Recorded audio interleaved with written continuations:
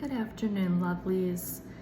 I decided just to make a video because I'm getting a lot of questions about what's going on with Colin in terms of spelling to communicate and, you know, some of the things that he's working on. I've mentioned that he was going for a recent eye exam, and this is so much information that it's difficult to make post about it. I really try to make posts for educational purposes, and I don't want to lose people giving too much information. So I decided just to make a video and try to condense it with some of the notes that I have in front of me, so bear with me. But this is very educational. So Colin started his spelling to communicate journey about 1.5 years ago. We were very fortunate to have a therapist who is in close proximity to where we live. We are very fortunate because not everyone has access to therapists. They have to travel hours, if not across state lines, multiple state lines, to get this therapy.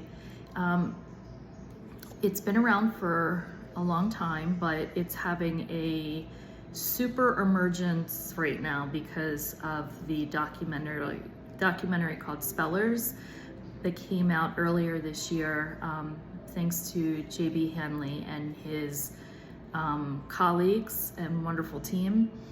And it's just an amazing, mind-blowing piece. So if you haven't seen it, please go to thespellersmovie.com and stream it. It's only $10. It's worth your time. It's worth your $10. I don't know one person who has streamed this movie and not been changed by it. It's just unbelievable. It's going to change everything you thought you understood about non-speaking autism. So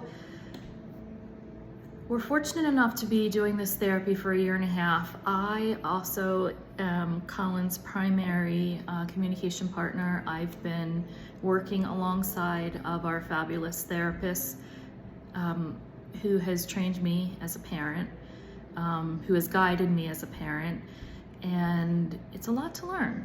But Colin and I are learning together, and we're doing really well, and he's communicating, and he's sort of right there on the cusp of being open. But we did have to pull back recently when we took a trip to Virginia, and we met with Elizabeth Bossler, also known as Evie to everyone in the community. Elizabeth is the one who started Spell to Communicate, and she is she's beyond a rock star. Every person that I know has been touched by Evie in some way, shape, or form. She's got 30 years of experience under her belt. She knows our community so well. She understands the brain, the science. She understands autism. She understands so many pieces, every piece of this, and she's guiding so many towards success. So having said that, after we visited with Evie, she tweaked our program a bit, and it sort of sabotaged my way of conducting the program with Colin, but that's okay, because that's what we do. In therapy, you think everything's going great and you're making amazing strides, and then the program gets sabotaged, because if it didn't, you would never make advances. You would never get to where you want to be, right? So Colin's doing amazing. His comprehension skills are just continue to blow me away. His spelling skills continue to blow me away. He's comprehending above age level. Whatever that means. He's 17, so he understands everything. Really interested in such an array of topics, and his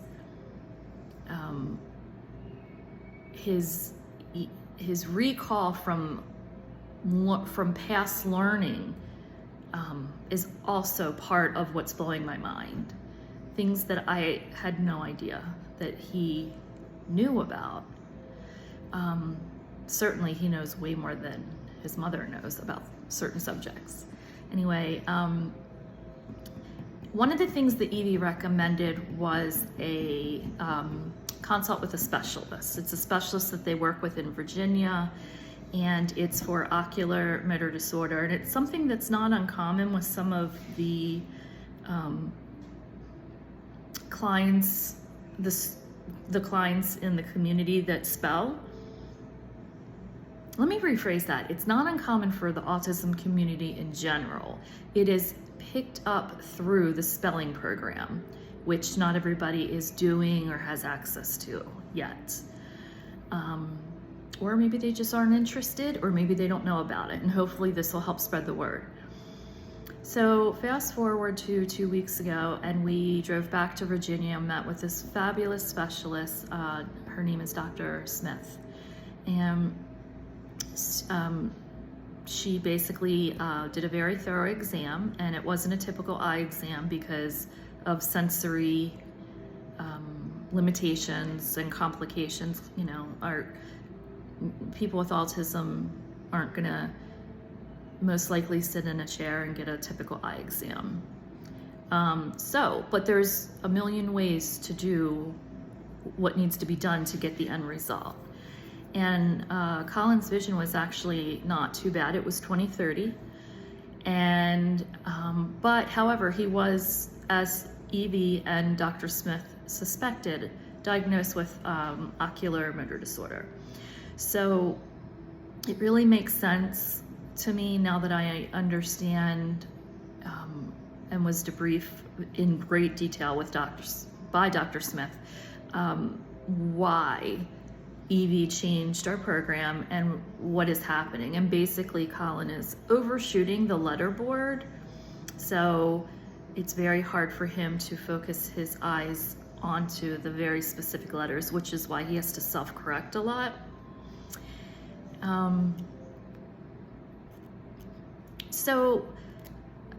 Additionally, he was diagnosed with binocular vision disorder, which basically kind of goes back to like Autism 101. If you remember when your child was first diagnosed with autism, the OT was always doing things to cross the midline, whether it be blocks or puzzles or, you know, patty cake or whatever it might be.